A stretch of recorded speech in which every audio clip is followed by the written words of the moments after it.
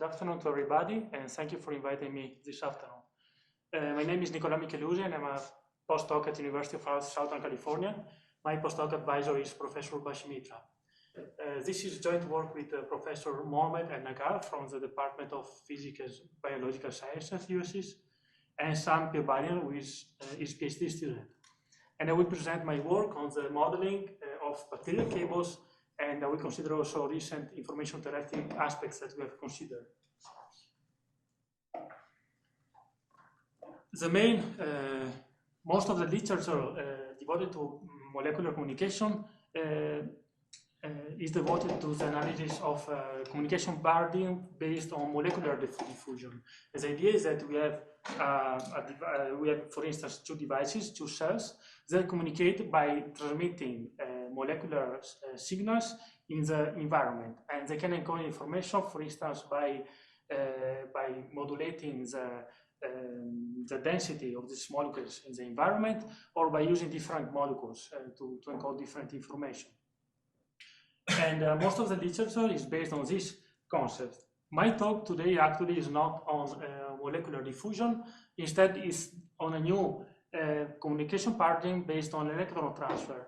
And this stems from recent experimental observations that bacteria can actually set a cooperative behavior, and it can basically transfer and relay electrons in order to survive in very harsh environments.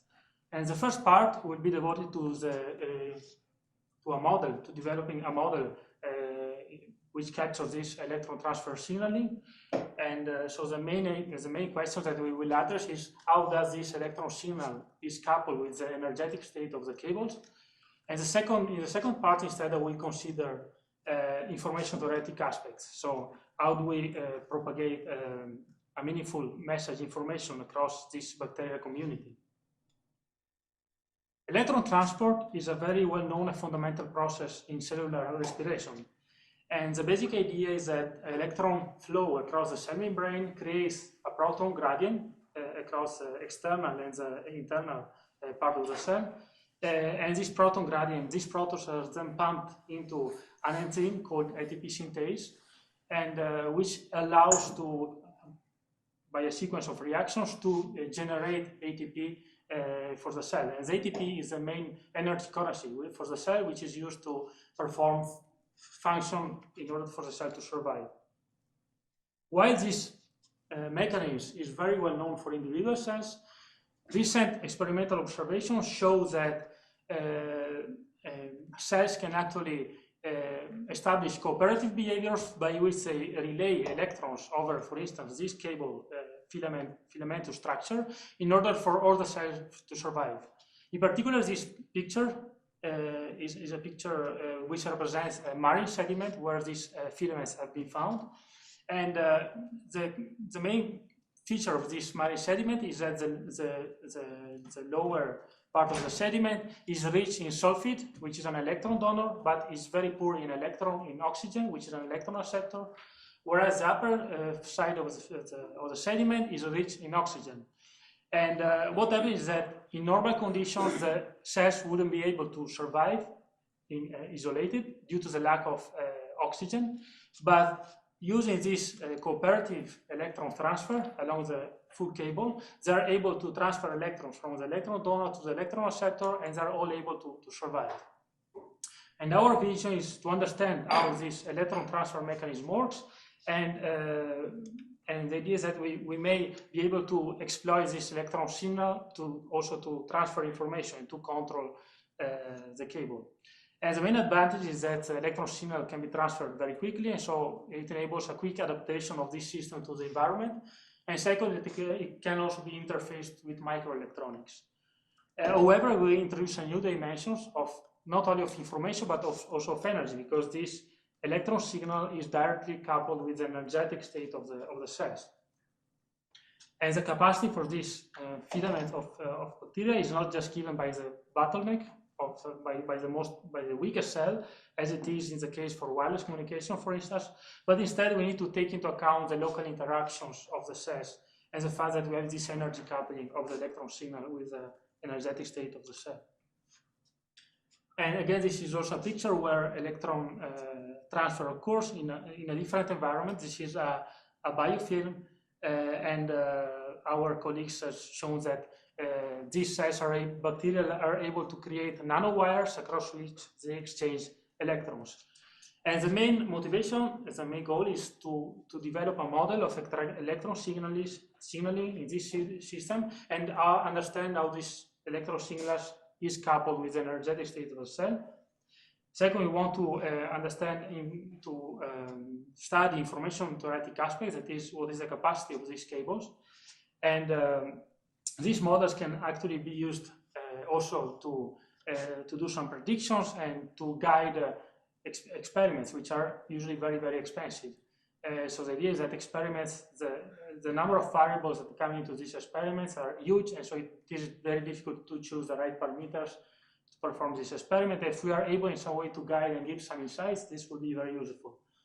And also we would like to extend in the future to understand electron signaling in more complex systems, not just the filaments that we are going to consider in this talk, but three-dimensional structures such as biofilms. And at USC, this work has been done in collaboration with our colleagues at the Department of Physics and Biological Science, in particular Professor Moen Nagar, who is a pioneer in studying energy conversion and charge transmission as interface between living cells and synthetic surfaces, and he has received many important awards.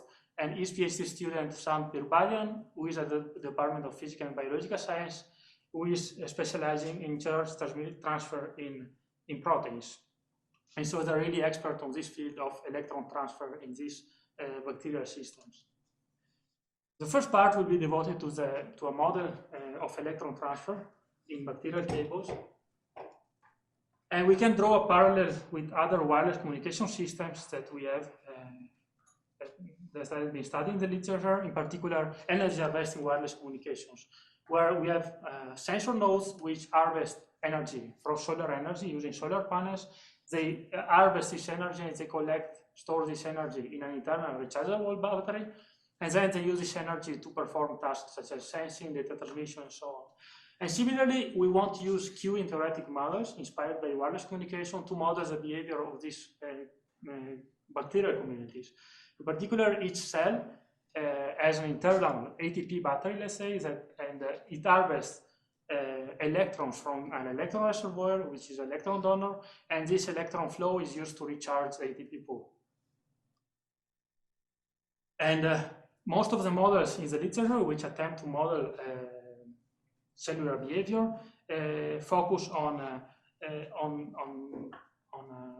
modeling the detailed chemical reaction occurring in the system, which leads to very high complexity. Instead, we are interested in designing abstract models which capture the salient feature of the system. So, for instance, we replace chemical electron concentrations with Qs, which models the amount of this chemical available. And we instead model small scale and local interaction using stochastic models. And the model for the single cell is as follows. So each cell contains 4 Qs, which is represented in this figure. The first Q is the external high energy membrane, and since we have a filament of this bacteria, this pool carries the electrons which are collected from the previous cell in the cable. So the electrons come from the previous cell and go into this pool, which is in the external membrane. Then the second Q is the internal electron carrier pool, which collects the electrons coming from the external and local chemical energy electron donor source. The third pool is the ATP pool, which carries the number of ATP molecules present inside the cell. And in particular, the ATP pool is recharged by the electron process. So the electrons go out from the first pool across the external membrane and then generate this electron-proton gradient. And this gradient is used to replenish the ATP pool inside the cell. And then we have also a consumption process, which is random according to the needs of the cell. And finally, we have the last pool is the external membrane, low energy, which collects the electrons after this process before they are transferred to the next cell in the cable or to an electron acceptor. And we have done some experimental validation of this model using some data that available in the literature from this paper, Oda et al. In 2010. And in particular, this figure plots ATP concentration over time of the bacterial community, and the dots are the experimental data, and we can see that our model can predict very accurately the time series of the ATP concentration over time. At the same time, we can also predict other quantities which are difficult to measure in practice, for instance, ATP synthesis and consumption rates. In the second part of the talk, we consider information theoretic aspects related to bacterial filaments. In particular, we can view all the bacterial cable as a channel where we transmit our electron signal. This electron signal propagates in this system. So we have an encoder, which is located at the electron donor source. The electron signal goes into this cable, and then we have a decoder, which is located at the electron acceptor SIG, which collects the output signal and tries to decode the message. And one peculiarity of this system is that the electron signal is coupled with the energetic state of the cell due to this process that we have described. And so we need to make sure that all the cable is in good condition and operates in good condition, and all the cell stays alive. And we can model the communication problem over this channel as a communication over channel with states, because we have an internal state, and so which influences the output, and moreover, the internal state is also influenced by the input. So we have a controlled Markov channel. And most of the literature is devoted to the uncontrolled case, where you have either an IAD state sequence or Markov chain state channel, where basically the state of the channel is not influenced by the input signal. But there is also this paper by Chen and Berger, which instead studies the capacity of finite-state Markov channel, where the state of the channel is influenced by the input signal, and they prove the optimality of Markov coding and the fact that you can optimize the input signal using dynamic programming. And we will use those results, and we will apply these results to our specific problem formulation. First of all, the problem with our model is that the cable is given by the interconnection of thousands of cells. And if each cell has, for instance, 10 states, and we have 1,000 cells connected together, we have 10 to the 1,000 states of the cable, which is not manageable. We have very high dimensionality.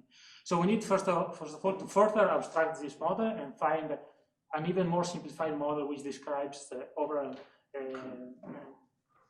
behavior of the cable. And what we notice is that basically we have local clogging in the cable, which means that the ATP pools are saturated, and the cell cannot generate any more ATP, and in this case, the electron flow is stopped. And so we have in some location along the cable that the electron signal is stopped, is there. And the main idea is that instead of looking at the specific state of the cell, we want to average out these all local interactions due to clogging and ATP saturation over the spatial dimension. And we define a simplified state as T, which is given by the number of electrons in the cable, which is the sum of the electrons inside each cell along the cable. And the global effects due to this local interaction are captured by this state variable AS, which is called the clogging state, which is a number between 0 and 1, which defines the ratio of electrons that can be accepted into the cable. So basically, if you have a certain input rate, only a fraction of these electrons can be accepted, and this depends on the state of the cable. In particular, this clogging state is a Kreyszig function of the state, which means that, for instance, when there are no electrons in the cable, the ATP pools of the cells are empty, and the cells will need a very high input electron flow in order to regenerate their ATP pools. And in this case, the clocking state will be equal to 1. Instead, when the state of the cable is equal to the maximum, its maximum capacity to carry electrons, in this case, all the ATP pools will be saturated. We have clocking, and so the cable will not be able to transfer electrons along its length. And so we can replace the state of the channel by using this simplified model.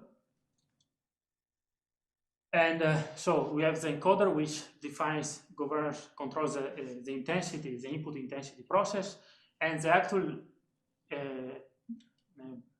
electron flow into the cable is a Poisson process with time varying intensity, which is a function of the intensity of the encoder and of this clocking state.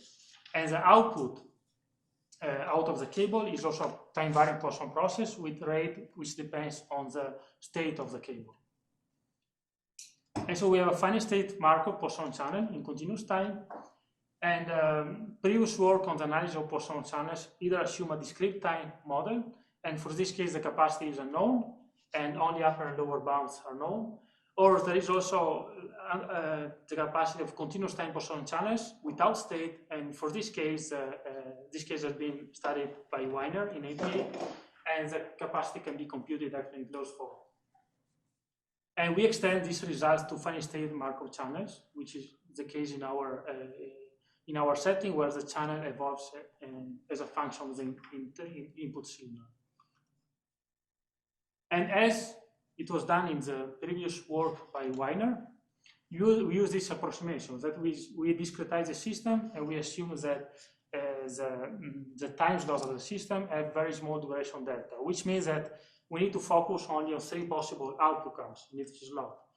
So the first outcome is that one electron enters the cable, which means that the state goes from S to S plus 1, and the probability of this to occur is directly proportional to the clocking state and to the average input rate into the governed by the encoder. The second event is that one electron exits the cable, the state goes from S to S minus 1. The third event is that no electrons go in and out of the cable, and all the other events, that is more than 2 electrons go in and out, occur with negligible probability, which decays to 0 much faster than all the other events. And we use this approximation in our model. And by using this approximation, this discrete time representation, we have that we can convert the original continuous time model into a discrete time model where both the input and the output are binary. In particular, the encoder determines the intensity of the signal, and the input will be a Bernoulli random variable with probability, which is a function of the input's intensity. And we can analyze the capacity of this channel, assuming channel state information about the encoder and the decoder by using the results by Chan and Berger. In particular, we can define a stationary encoding function which determines the intensity of the input signal as a function of the state of the cable and of a control variable U, which is simply a decision variable which is used to randomize the code words. And under a generic encoding function F, we can determine the achievable capacity CF, which is a sum over the state space of the cable, of the steady-state distribution induced by the encoding function F, and the instantaneous mutual information state in state S. In particular, this mutual information state S is given by this term, the mutual information between the input intensity signal and the output. Since we have channel state information, the output is both the observed electron process and the next state of the cable. And then we can determine the capacity by maximizing over the set of encoding functions. And we can determine the capacity by using tools for Markov decision processes. In fact, this is recognized here because we have an average over the steady-state distribution. And in this case, the action is given by the encoding function F, which adapts the input signal to the state of the system. The reward is given by the instantaneous mutual information rate, and the transition probability are determined by this discrete time approximation, where we assume infinitely small time slot. And so we have 3 possible events that we need to take into consideration. And as you said, we have coupling between energy dimension and information dimension. The energy dimension is captured by the steady state distribution of the cable induced by a given encoding function. And this is a function only of the average intensity signal. And so we have this energy dimension is captured by the average intensity signal. Instead, the information dimension is captured by the instantaneous mutual information rate that we have in each state. And we can maximize this mutual information rate by optimizing the input distribution.